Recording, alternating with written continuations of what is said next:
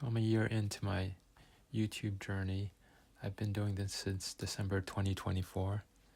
It's been a series of ups and downs.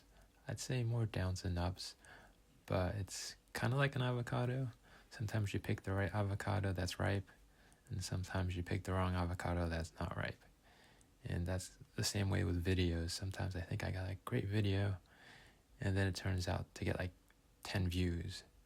And I pick another video that put no effort into that gets like hundreds of views. Long format isn't really my thing. So a lot of my early stage stuff was short format YouTube videos, especially regarding birds. Birds are my thing. I love bird photography, but YouTube doesn't really sponsor that type of stuff, so I had to do bird videos, which for me was a new experience. Recording birds requires patience. I didn't realize jumping into the bird niche would be so difficult. Shorts were hard, and I tried to do a bunch of posts, but they were not successful at all, so I kind of gave up on them because I realized like the effort I was putting into them, there was no one watching them really. So growing a faceless channel is like being in a dungeon. You really kind of get lost in the universe of YouTube. Faceless channels are kind of like that. You're like the bad boy of YouTube. They don't really like you, and they really like the face channels, the people where they're right in front of the camera talking about things that promote YouTube, the glamour of YouTube. You do these 10 things and you'll become a star on YouTube, or you'll do these 5 things and this will improve your metrics on, click-through rate, things like that. That's what YouTube really enjoys, and that's not something I do. My stuff, I do a lot of sports in the short format because that's the easiest format to do and the least likely to get a content strike or a copyright strike against. When you're doing long format, it's just so easy to get a copyright strike if you're doing sports. The NFL, NBA, Major League Baseball, they don't really like it when you do too much sports, especially using their video clips. You want to keep it really, really short. If I had to pick one niche, it would be sports. But there are many reasons I don't pick sports as my niche.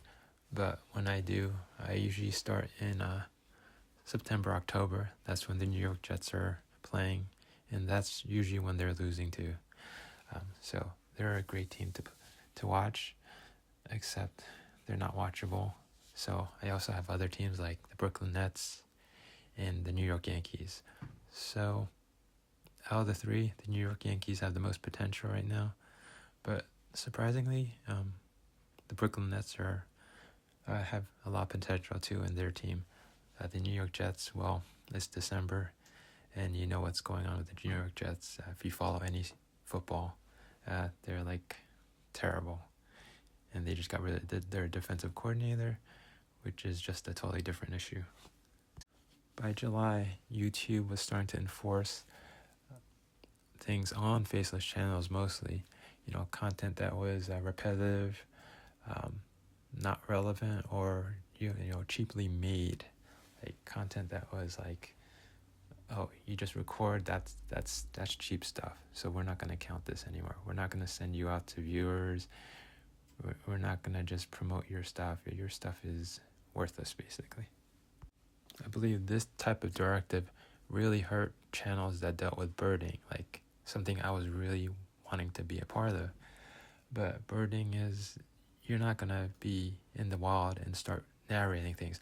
Oh, this cedar waxwing is, there's 10 of them right now. When you're in the wild, you don't narrate things. You just either video record it or you take photos of it.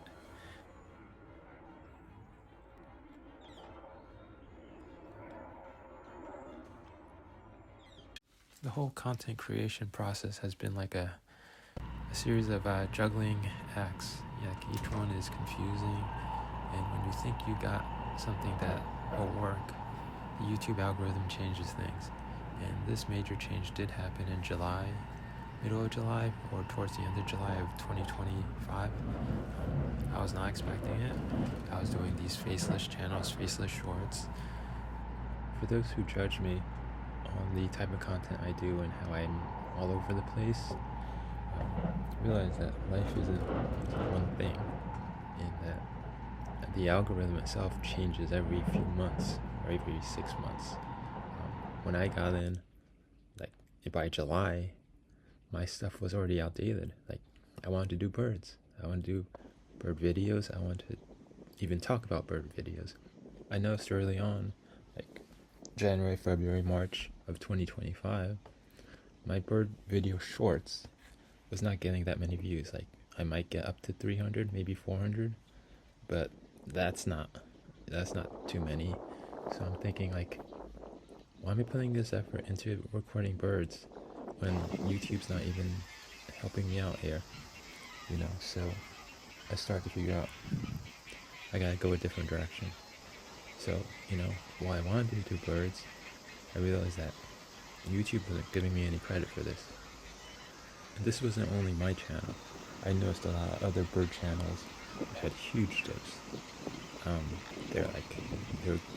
Once they might have hundreds of thousands of views, now they're down to like 10, 20 views. And it's because they didn't have any narration in their bird videos. But that didn't matter, because a year ago, maybe 2 years ago, bird videos without narration were perfect. You could get so many views. You didn't have to say anything. You just recorded birds and you could get tons of views. But now you gotta start putting narration in it. So things change. AI flooded the social media market in 2025. So why shouldn't we change as content creators? If the YouTube algorithm keeps changing, shouldn't we as creators change as well? Or do we keep doing the same thing over and over again until we become obsolete? It's all over the world, basically. It's AI. And my feelings on AI have changed since I started YouTube. A year ago, I disliked AI, okay? But I realized that it is a part of, life and culture right now. So I can't ignore it. And I've started to use it in a lot of my videos, especially the AI voices. Because I realized my voice really isn't that good. So AI voices help me be something I can't be. And I've learned a lot about the whole video editing process, along with scripting, AI, learning what people like, what people don't like, and sometimes I'll care, sometimes I won't care. So here's the truth based on what I know, and take it with a grain of salt. YouTube is going down the direction of AI, and you better start using AI in some capacity. I don't care what niche you're in, from birding, cars, dog videos, cat videos, animal videos in general, or your face channel where you speak in front of people. Everything is going to need AI in some capacity, whether you're scripting something or just doing the research. But AI, for better or worse, is a part of social media now, and I don't see it going anywhere soon. So here are my goals for 2026. I'm going to continue to make more long form videos. I will do short form because I like sports, and sports in short form are pretty safe as long as you keep it under a certain number of seconds. There's also the advantage of having trending music or other types of music that you cannot get away with long format videos. Long format, you try doing like a 1 minute recording using a popular song, you're gonna get a copyright, well, not a copyright, you'll get a content claim on your video, and then you won't be able to monetize that video. I will also keep doing bird videos, scenery, travel, but I'll add more narration into my videos. Of course, I'll be using AI for voiceovers, so that's about it. This YouTube experience has been a good one, and I hope 2026 will be a better one for me. But I won't forget the lessons I've learned on YouTube. If I want to continue, I'll continue, but we'll see what lies ahead in 2026.